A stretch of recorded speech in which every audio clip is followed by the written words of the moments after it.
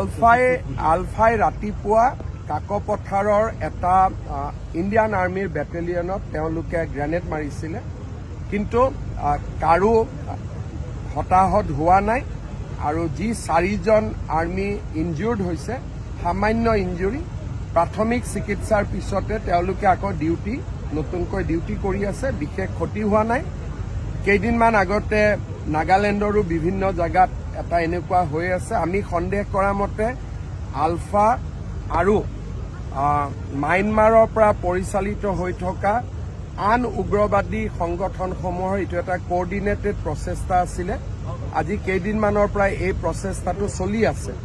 আমি তাৰ ওপৰত দৃষ্টি ৰাখিছোঁ, কেন্দ্ৰীয় চৰকাৰেও দৃষ্টি ৰাখিছে। মই সদায় কোৱাৰ দৰে আলফাক আকৌ এবাৰ ক'ম যে হত্যা আৰু হিংসা সমাধানৰ ৰাস্তা হ'ব নোৱাৰে। আলোচনাৰ পথতে অসমৰ যি সমস্যা আছে আমি সমাধান কৰিব লাগিব। Thank U.